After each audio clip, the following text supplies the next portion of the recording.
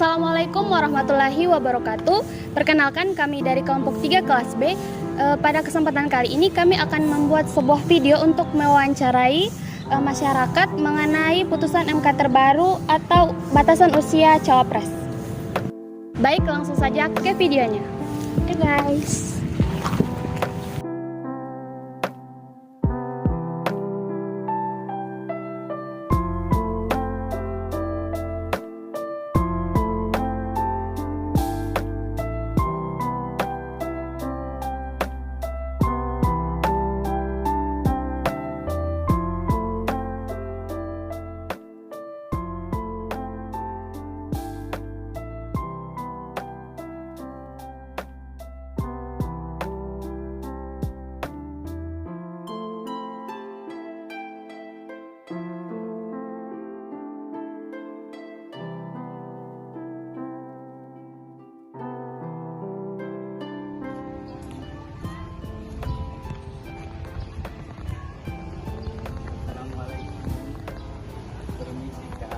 Mohon maaf ini mengganggu waktunya.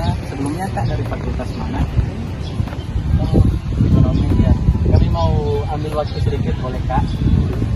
Kami mau wawancara apakah Kak ikut ini berita mengenai batasan usia cawapres yang lagi sangat berlaku. Oh nggak ikut ya? Oh iya. Begitu mohon maaf Kak udah mengganggu waktunya.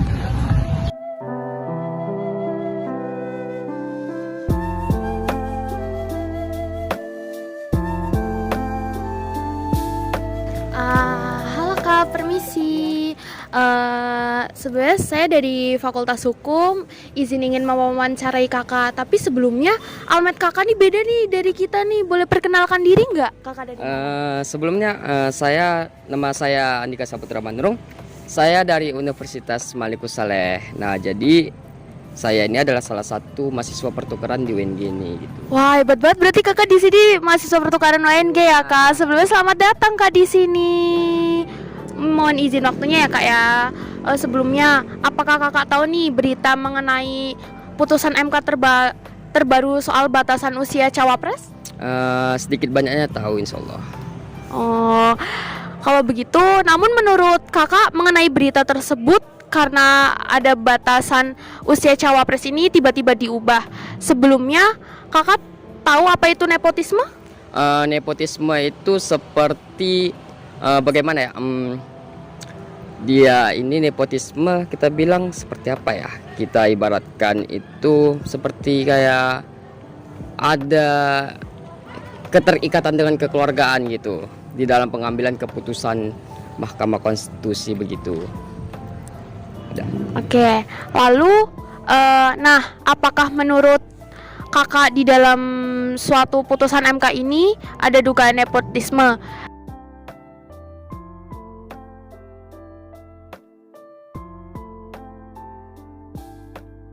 Jadi bagaimana menurut Kakak? Kalau menurut saya ada sedikit. Ini menurut pendapat saya sendiri, itu dari pemerintah sendiri, khususnya presiden pada saat mau berakhirnya pada masa jabatan dia. Nah, itu ada sedikit cawe-cawe terhadap ke Mahkamah Konstitusi yang dimana bahwasannya anaknya adalah mau dicalonkan untuk menjadi wakil presiden dari salah satu kandidat. Gitu menurut saya. Karena mengapa saya katakan begitu? Karena ini sudah melanggar etik di dalam politik menurut saya. Itu saya. Nah, jadi menurut Kakak, apakah kekhawatiran lainnya yang timbul akibat perubahan batasan usia cawapres ini? Menurut saya kekhawatiran saya yang menimbulkan batasan usia cawapres ini, menurut saya kan ada batasan usia cawapres yang ditentukan oleh Mahkamah Konstitusi itu adalah 40 tahun minimal ya. 40 tahun minimal, baru ada kata selanjutnya atau yang pernah dia telah berpengalaman sebagai pejabat lah kita bilang ya, sebagai pejabat baik itu kabupaten, kota maupun provinsi. Nah, di sini menurut saya kesalahan itu ya. Karena begini, nggak mungkin dong calon bupati yang nggak mungkin dong calon presiden dia bekas dari seorang bupati langsung ke presiden. Nah, tapi tadi kalau misalnya ada minimal dia bekas dari gubernur atau apa, itu masih menurut saya masih logika ya. Nah, baru bisa saja dong kalau begitu DPRD, seorang DPRD mencalonkan sebagai presiden, bisa aja dong. Karena dia sudah menjabat selama beberapa tahun gitu. Baru selanjutnya kekhawatiran selanjutnya itu rusaknya demokrasi di Indonesia ini. Nah, jadi perlu kita ketahui juga demokrasi Indonesia ini sudah menurun menurut pandangan negara luar dan menurut pakar hukum tata negara di Indonesia ini sendiri. Itu saja.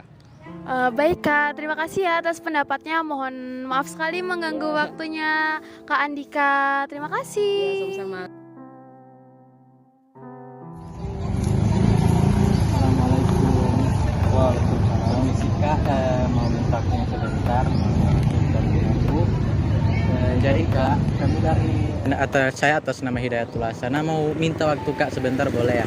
Sebelumnya Kak dari fakultas mana ya? Oh iya, Fakultas Hukum, kebetulan sekali.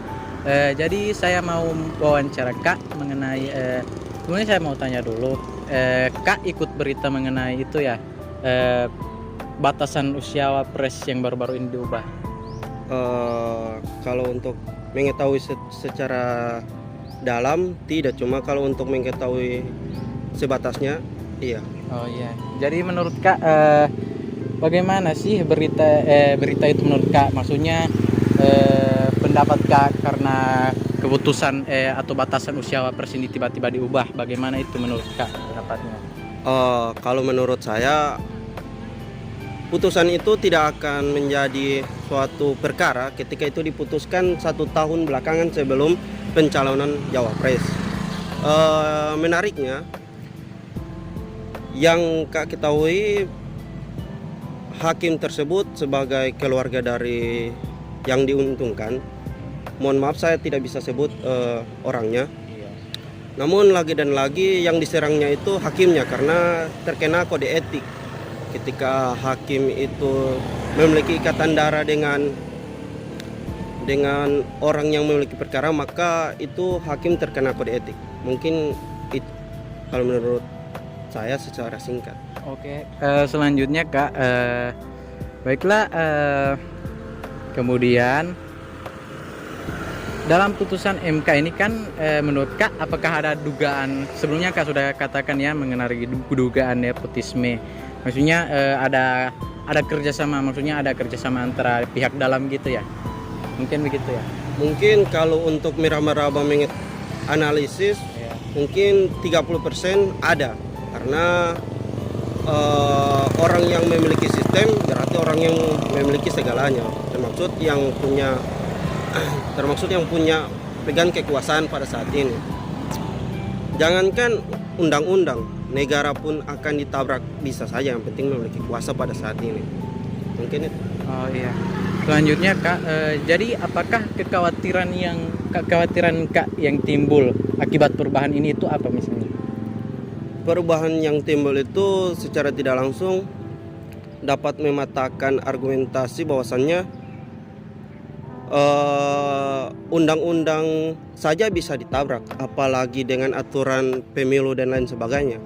Itu yang Kak khawatirkan, ketika ditabrak lagi undang-undang pemilihan. Oh iya. Baik Kak, mungkin itu saja. Terima kasih sudah meluangkan waktunya sebentar. Assalamualaikum Tante. Perkenalkan kami dari Fakultas Hukum. Sini izin kami ingin menanyakan terkait pendapat Tante bahwa kan sekarang ini marak-maraknya pemberitaan tentang pemilihan presiden. Nah, pertanyaan saya, bagaimana harapan Ibu terkait Pilpres 2024 ini, terkait presiden yang akan terpilih nanti? Mudah-mudahan yang presiden akan terpilih nanti ini lebih ini fokusnya itu dari ini semacam sembako. Mudah-mudahan yang lebih terbaik lagi.